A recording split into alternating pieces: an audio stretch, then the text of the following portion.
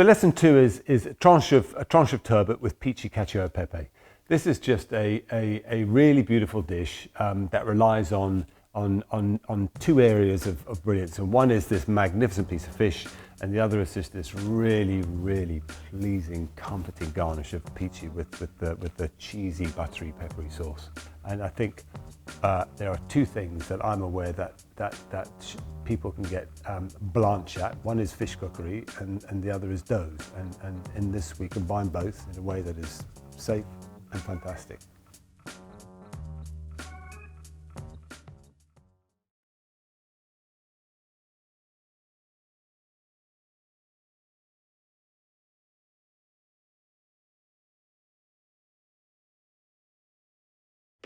Okay, so here we have the wonderfully limited ingredients for lesson 2. And really, it is all about this magnificent piece of fish. Opinions might vary, but if you were to take a good broad poll, turbot would come out as king of the sea with the vast majority of people, because it just is it's a magnificent fish. But actually, from a food point of view, what comes down to is the most unbelievably delicious piece of fish. Flat fish, active fish, big fish. So you just get these large pieces of fish that have depth to the fillet, very pure texture, very pure flavour. It's just is a truly special ingredient.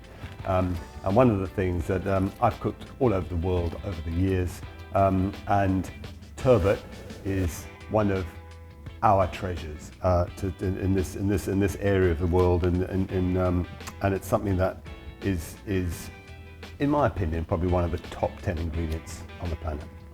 So when you have an ingredient as good as turbot, you don't necessarily have to do a huge amount to it to frame it, really, is I suppose what we're doing. I think people quite often think that Michelin Star cooking is always complicated and bitty and tricksy and difficult. It's not necessarily that at all. Whilst it can be, sometimes it's just doing the simplest of things incredibly well. So we have this magnificent ingredient. We want to showcase it, and what we're going to do is serve it with some pici, cacio, pepe, which is just a very simple kind of hand-rolled pasta or noodle, sometimes it's called.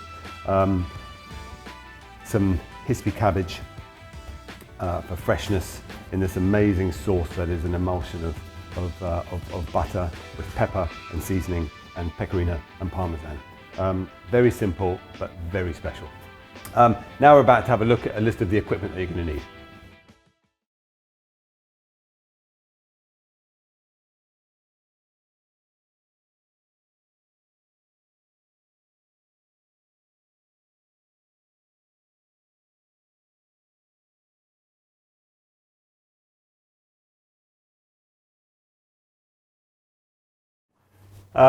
First of all, take yourself a medium-sized roasting tray or a dish of some sort, but it's something that's rectangular, not too deep, and you just need to put the semolina in that tray, and that is there really so that when you roll out the noodles, you want to be able to just drop them into something where they're going to get coated in semolina so they don't stick together.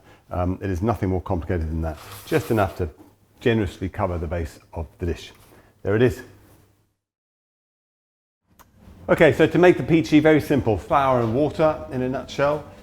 We need 180 grams of 00 flour.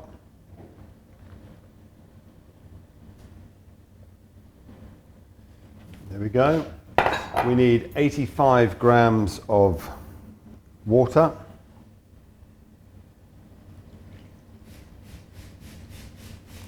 It's not an absolute exact science, but it is what the recipe is. We need 6 grams of salt, slug of olive oil, and then basically you just got to get your hands in there, and all you're trying to do is just keep your fingers separate and just stir it with your fingers to sort of bring it together. I'm pushing down a bit just to try and incorporate the flour, which inevitably stays at the bottom. There's no particular important method here. You just got to just push it and work it to get everything that's in the bowl into one mass, and then we'll turn it out and knead it. So nothing fancy there at all. So why peachy dough with a modern British theme? I think ultimately it comes down to the fact that here we are in Great Britain, and peachy is just one of those things that's just very much of the moment. It's as food evolves in this country, new things creep into the repertoire. Peachy is something that is new, it's fresh, it's relevant, it's delicious, so I think that's where food is at. And then what we want to do here is just work it. It doesn't come together into a really beautiful dough, but ultimately, as with anything, we just want to get a bit of the gluten going. With any dough, we want to just work the gluten a little bit. And so you hold it, if you're right-handed, with your left hand on the one side, and then you pull this back, and then with the heel of your hand, you then push that back into the center of the dough. Turn it, pull this back up, push it back into the center of the dough.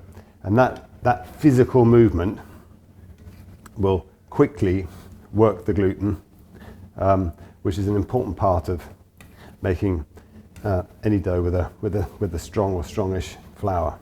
And peachy is a noodle, and it relies on that elastic, glutinous nature of the flour. So we just got to, not for long, but just for a minute or so, a couple of minutes maybe, work the dough. We then need to let the dough sit for 20 minutes, half an hour, just to let it relax, let the gluten relax. We then roll it into a sheet, let it sit again for maybe 10 minutes, 15 minutes, then cut it into strands and roll it. So it's very simple, it's very rustic, but it just has a little bit of a process that we just need to stick to. The great thing about this is that you effectively get a pasta dish without the need for any equipment. Very simple. Okay, so that's it. All we're doing, bring it in, back to the middle, push back down, a couple of minutes, then just bring it together into a lovely ball, and then that needs to just get put in the bowl, cover with a plate, and then that can just sit for 20 minutes, half an hour to rest, which is important. Okay, so next up is the turbot. And we don't have to do a lot to this, but effectively we just got to make sure it's how we want it. So the first thing to do is to take it out of its bag. And basically, what we're going to do here is we're going to bake it. I think we're going to bake it in individual foil pouches. We're not trying to. One of the things about turbot is it's meaty, and so you don't need to do anything. You know, some fish, to create contrast and texture, you pan fry it, you caramelize it to get a nice crust on it. Turbot, whilst you can of course do that too, you don't actually need to do anything to it. You can cook it in a really pure way so that it just bakes in an enclosed environment in the foil, so there's no colour, there's nothing aggressive about the cooking at all, and then it just lifts off the bone, and you just get perhaps the purest fish experience of all, which is a piece of fish cooked on the bone without any kind of extreme exterior heat.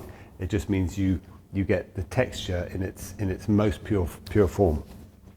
And because turbot is such a magnificent fish, it's a really exciting fish to be able to do for this. So we're just going to cut it absolutely in half. What there is here, the spine would have run down here, and then there are bones that are in the middle between the top fillet and the bottom fillet. There are bones running here, flat, and it might crunch a little bit, but effectively the bones are running laterally across this way, so we're going to try and cut between them. So there might be a little bit of a crunch, but there should be nothing too significant to work through. So there we have it. So there we have fantastic 2 portions of turbot. So now what we need to do is get them into foil pouches that are nice and sealed. So take a piece of foil, lay it out flat. There's nothing remotely technical about it. Drizzle it with a tiny little bit of oil just to stop it from sticking. Just give it a little brush around so the whole piece of foil is non-stick. Then got a little bit of time here. This is one of those dishes where actually you're really not trying to get too many contrasting flavors or textures or anything going on. It is about this piece of fish and the noodles. So it's not, you don't want to season it with spices or anything, but a little sprig of thyme goes a long way almost anywhere. We're then going to get a little sprinkling of salt, just to go on the bottom. Get a piece of fish, a little sprinkle on the side. There's no point in really seasoning too much on the top or bottom because the skin is going to get lifted off. Then just going to put a little bit of olive oil over the surface, and then effectively all we want to do is fold this up,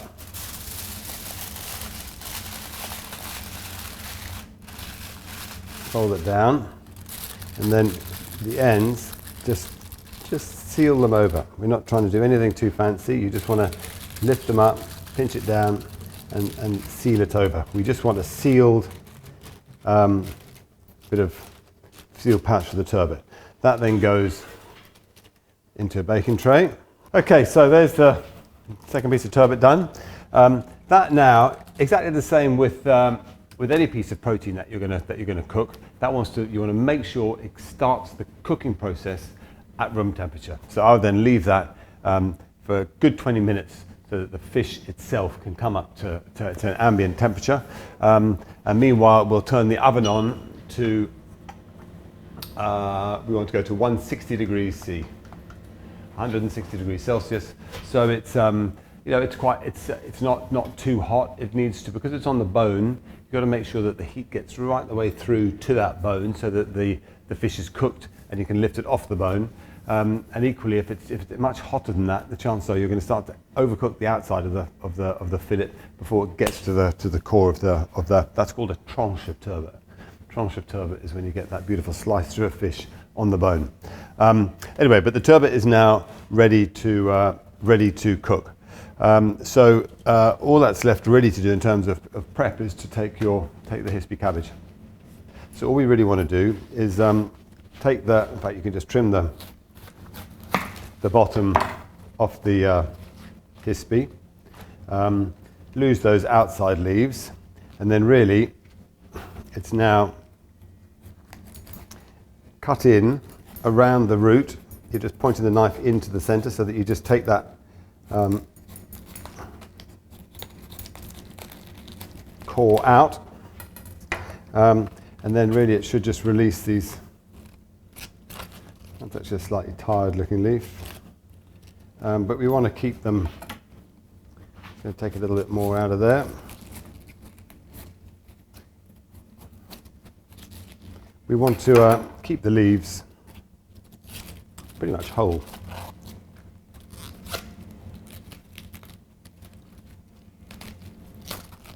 You get this lovely, delicate pale green coming up from the bottom of the plate. Get this last leaf off. So there we have it. Just simple leaves of hispy cabbage. So all we need to do is just take out just that very bottom bit there, which is just much tougher than the rest of it. And if there's any little marks on there, they can come out too, but effectively we want to eat the whole leaf as it is in all its glory. That there's looking a little bit tired too. Those outside leaves, you can listen. They can be, they can of course be eaten. This dish is one of those rare, I don't know, rare examples where you've just got, because it's so pure. I just want everything to be perfect. Beautiful, glistening white piece of turbot, pale green leaves. I don't want the darker leaves. But these can be, ultimately, they can be blanched, they can be eaten, they can be stir-fried, you can just roll them up, run a knife through them. These heart leaves are just delicious. They get more and more tender. They can get put into coleslaw, can get super versatile.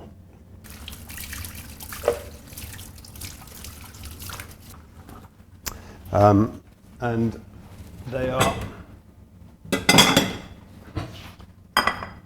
they are good to go. Okay, so here we have the next vegetable to deal with. It's a courgette. This is really just to bring a bit of freshness, some more green, and a little bit of colour to the dish. So we're going to top and tail the courgette, cut it in half, and then probably cut it into 3 slices. And then we're literally going to run a knife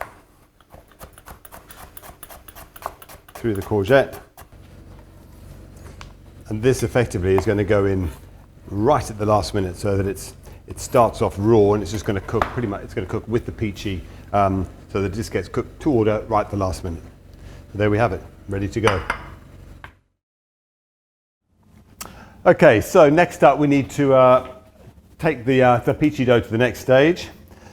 So we are going to move our chopping board, little sprinkling of semolina. We take our piece of dough, just squash it into some of that. We don't want really an excess, we obviously just don't want it to stick. Then all we've got to do is roll that into a sheet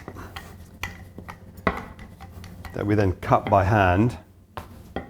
And the reason that you let the dough rest is so that it wants to become one. You start off with flour and water and a tiny bit of olive oil, but you mix them, but you want those ingredients to not only become one, so that it becomes a dough, but also so that the gluten, having kneaded it, can just relax. And then when you roll it, it will roll out. If we tried to roll this immediately without resting it, we'd roll it and it could contract. We'd roll it and contract. So whilst it will contract a little bit, it also allows us to roll it out. So we want it to be rolled out so that it is about 6 inches wide and double that in length, and it just wants to be kind of consistent, but it doesn't want to be too thin. We then take our parchment paper,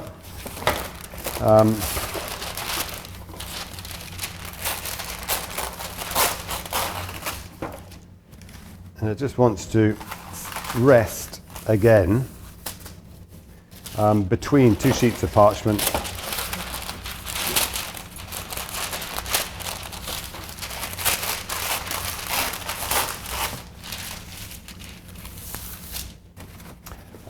And this again is important. It just basically means that it's now rolled out as a sheet.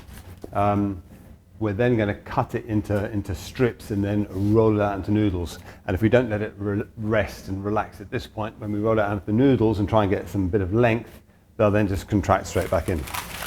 But we don't want it to dry. So between 2 sheets of parchment and then something on top just to stop it from drying. So that is the pici. So we have turbot coming up to temperature, oven is on, hispi leaves are prepped, they're literally 1 minute before we go. The pici dough is rolled out, ready to cut into strips and to roll. All that is really left to do is to get a pan of water on, so it come up to boil to cook the noodles, and cook the turbot. While the turbot is cooking, we will roll the noodles and finish the dish. Okay, so we're we're pretty much on the home straight. We've got to do finish everything off. The turbot's going to take about somewhere around the 20-minute mark to cook. So that's going to go into the oven. It's just going to bake. We have to seal it. It's ready to go in its pouches. While that's happening, we quickly roll the noodles, which is very straightforward. Then we just got to finish cooking the noodles, the hispy leaves, and make the sauce. So turbot in the oven. Okay, turbot's in the oven. Need to put a pan of water on for the noodles. As with all pasta, generous pan of water. It's really important to have a generous pan of water so that the pasta can roll and doesn't get confined and stick together. It just wants to make sure it cooks consistently, doesn't clump together. A large pan of water, and very importantly, a generous pinch of salt. That goes on. Okay, we now just take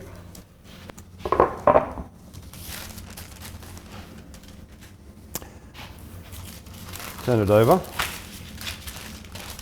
and then all we've got to do at this point is cut it into lengths. Again, nice big knife with a roll, so you can just cut through it. This is a super rustic, super natural thing, so it doesn't matter exactly what shape they are, but they just want to be, as much as you can, consistently cut.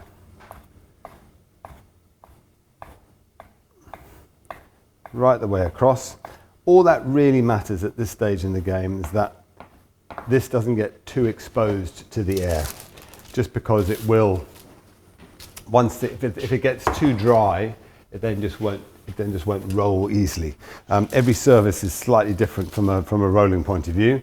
Sometimes you have to have a damp cloth and just wipe occasionally, but effectively, to make a noodle, all we're doing is rolling. Use your fingers to expand it, but it's a simple dough. It's resilient. There's nothing. There's not some clever trick here. It's not difficult, as long as it's damp, so that it's sticking and not sliding on the surface. There is a noodle. You then throw it into the semolina flour. That just stops them from sticking together. And effectively, all we've got to do is just roll them out. Similarly, had we not left that to rest as a sheet, what would happen now is you'd roll it to that, we'd let go, and it would contract much more than that. It's always going to kind of retract a bit, but if we hadn't let it rest, it would have contracted much more than that. And then just slowly but surely, take out a few at a time. There's no quick way to do it. Just use make sure you've got some space. They want to be, part of the pleasure of pasta and noodles is all about kind of texture and mouthfeel. These want to be quite long. So into the semolina, and then the clock is ticking with the turbot cooking, but it is a very simple, straightforward process. Roll them, throw them into the semolina. So there we have it. There's the pici. And basically, the important thing here is, as you roll them, is just to keep tossing them through the semolina flour, and that's really the only reason that's there at all is just to stop them from sticking together. It won't make any difference. It won't affect them when they cook. It just means that they all stay as beautiful, loose strands. But there is, wonderful, beautiful ivory white pici ready to cook. Okay, so for the pici sauce, which is really the heart and soul of the dish, what we need is butter, which we have. We need grated pecorino, we need grated parmesan, we need salt, we need black pepper. It is a very simple sauce based on actually the water from the pasta water from the pici, but we just need to get as everything happens at the last minute, we need to get everything ready in advance. So we get parmesan and grate it. If you look at the debates on pici sauce, whether it should have cacio pepe, whether it should have parmesan, pecorino, a bit of both, they go on forever. But ultimately, they are, one is cow's milk, one is sheep's milk. They're both beautiful, hard, very savoury cheeses, and I choose to go a little bit of both. What you're wanting is a blatantly cheesy sauce. So it wants plenty of it. It is all about the full flavour of cheeses, richness of butter, the starchiness of the pasta water, and black pepper. Okay, next component is black pepper. And as the sauce suggests, it is pici, cacio, e pepe. So it is the black pepper is integral to the sauce, and it is there. The pasta, the sauce, the cheese is unashamedly rich. It's not trying to be anything other than this beautifully kind of comforting, rich garnish, and it needs something to cut through it. Sometimes you'd use lemon juice, splash of vinegar, a bit of booze of some sort to cut through richness. Here we don't want anything as jarring as that. What we want is effectively to spike it in a way with some black pepper, and it wants to be fine enough to not be too brutal. So best is a pestle and mortar. It doesn't want to be sort of mignonette cracked pepper. It does need to be ground, but effectively, it wants to have some texture to it. It doesn't want to be like fine powdered pepper, but it wants to be freshly ground black pepper with some coarser, some finer is absolutely fine, but nothing too coarse where you're going to hit it and get that crack a bit of pepper. So we now have butter, black pepper, cheese, boiling water, boiling salted water, and effectively what we're going to do here is we're going to plunge the pici in. When they're cooked, we're going to drain it, so we leave a little bit of the pasta water in there with the noodles. Then we're going to add the butter, add the cheese, and just swirl it around in the pan to create this absolutely epic finished sauce. All that is left to do now, wait for the turbot to finish cooking, and we're home and dry. Okay, so 25 minutes later, out comes the turbot. Takes a long time to cook it. Two reasons really. One, it's starting, we haven't done anything to accelerate the cooking process. If you caramelize a piece of meat in a pan, or a piece of fish in a pan and then put it in the oven, you've really started that process going. And there's also something significant about cooking anything on the bone. It just takes a lot longer to cook something on the bone than it does off the bone. So what we need to do is open these up. Just let them breathe a little bit while they rest almost. Take the skin off. A little bit fiddly, this bit of the process, but if you just go gently, it should be fine. But it makes far more sense just to get this one bit of the cooking process done in a controlled way, get the turbot safely off the bone before you then finish the noodles. So we just open it out so you've got space to work. Get the skin, and the skin should just lift back nice and easily.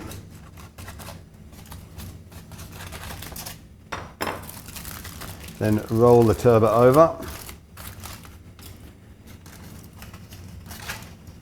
Same again on the second side.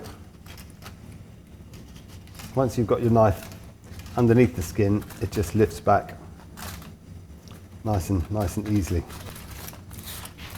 Then what we want to do is on the thick side, you can see where that round bit of bone is there. We just want to go in directly above that, and then across that flat bone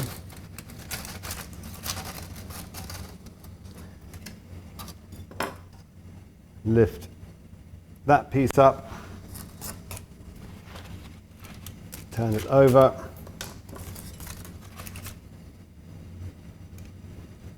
exactly the same again.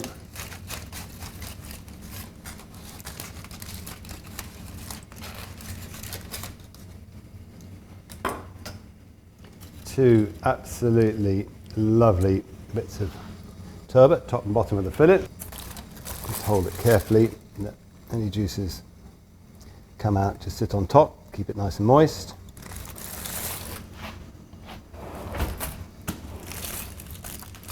Same again on the second side. And if the two portion sizes are not quite the same, one is slightly bigger than the other, then obviously at this stage you can just slightly mix and match them so that this one is ultimately slightly plumper. So I'm going to give one piece off each of the fillets between the two portions. Pull the skin back in just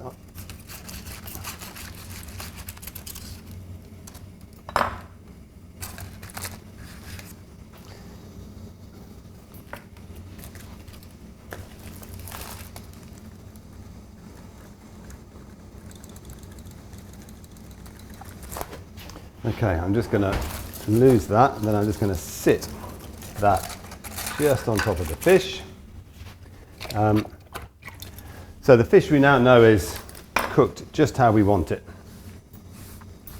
All we have to do is finish the dish. Okay, so turbot goes into the oven to stay warm. Plates go into the oven too warm. Just going to leave that just slightly ajar. Then we have water at a rolling boil for the pici. We've got a pan for our courgettes. We've got our Parmesan pecorino. We've got our hispi leaves. Okay, at this stage what we want to do is just get a couple of little knobs of butter. A little bit of the water from the pan just to create some steam. We're going to put our courgettes in, and really all we've got to do here is just allow them to soften. You can eat courgettes raw, so we really don't have to make a meal of this. I might actually just put that lid on there just so they steam through while we cook the pici. They go in at a rolling boil.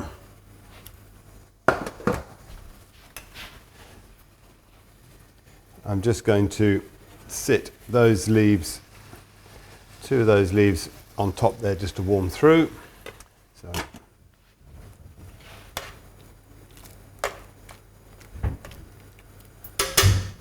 then effectively we've got hispi leaves to go on the plate. We then have to make our cacio pepe sauce onto the finished pasta.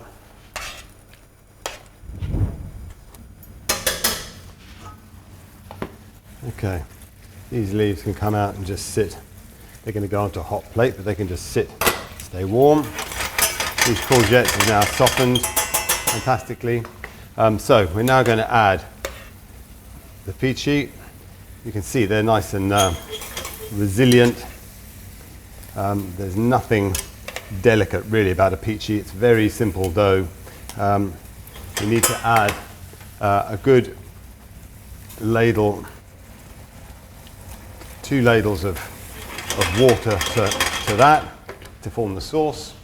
We're going to add the rest of the butter, and now we just let that gently come together. You can see that the courgettes are cooked. They're just beginning to sort of melt nicely into the pici.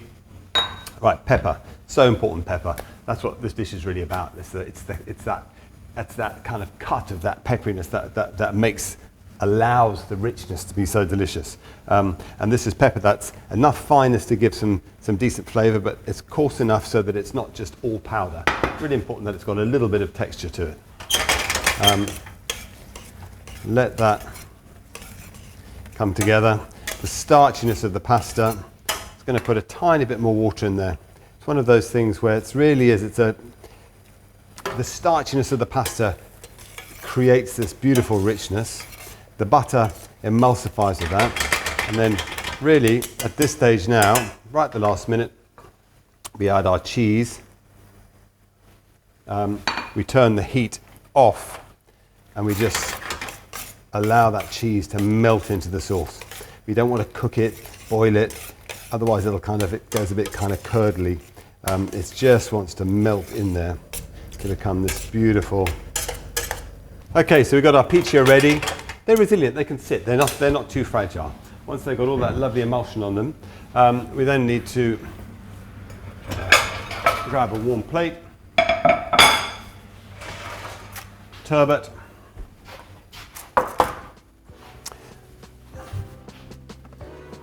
these leaves ultimately have a sort of a shape to them that we want to just use to catch as much as we can the pici and the courgette.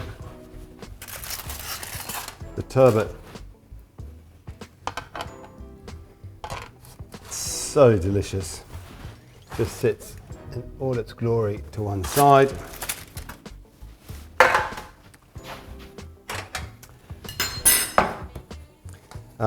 You can just swizzle the pici a little bit just to try and contain them.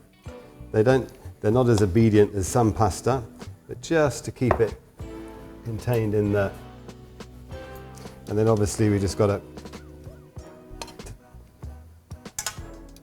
lift some courgette, which is all beautifully coated in that. It doesn't matter if a couple of extra noodles come too. Just do your best just to keep them contained. Garnish perhaps with a couple of strips of courgette, just to get some colour on the dish. And then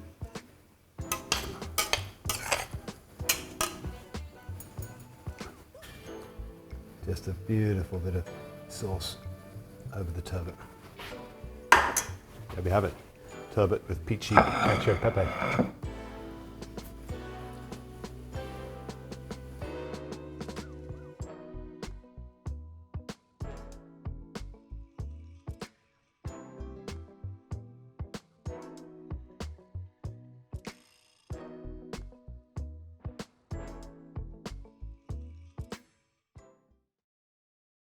Hope you enjoyed the turbot dish. Such a magnificent fish with the tumble garnish.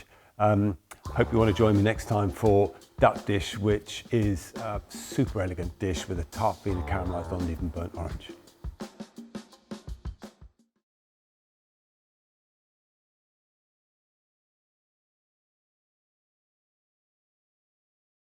Okay, Ben, what have you got for lesson 2? So for lesson 2, we got the Allegrini Lugana. So Allegrini is one of the most iconic and big family in Italian wine. They're located in the Veneto, which is on the north east of Italy. I think it's 6th, 7th generation of winemaker, but the Lugana is actually from Lombardy.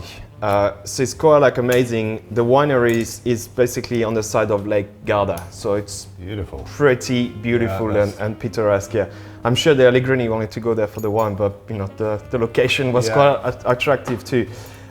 In terms of the grapes, so it's gonna be most of it pretty much like 90% Torbiana, which is the local grape from the region, and then they're gonna add a little bit of Cortese. Cortese is a grape which is more known in Gavi di Gavi. So they do a bit of a blend. The wine is gonna be, thank you very much. Enjoy. The wine's gonna be fantastic. So it's quite delicate, you know, like the turbot. I found turbot, the flesh is so delicate. But with the sauce, the cacio e pepe, the Lugana will bring those kind of like hints of almond, which will kind of like go perfectly and elevate the flavors of the richness in the sauce. Yeah. Beautiful. It is a rich sauce. It's unashamedly rich. Not just because it's got butter and cheese in it, but it has that starchiness from the pici themselves, and I think notes of almond and their nuttiness with that kind of those delicate sort of dairy flavors is just such a good one. Yeah, exactly. So the texture is quite creamy on this wine. You're not gonna have the kind of like the acidity is quite nice, but very quite creamier, which will be great with the richness of the sauce. Yeah, it's one of those dishes I think that is all about. From a textural point of view, it's all soft and mellow, and the noodles are kind of slippery, and so I think the creaminess is great. Something there to kind of to cut and bring some freshness to is nice, but I think the creaminess will really help to kind of bring the two together. And then in the wine you got those amazing floral notes, which will be great with the fish.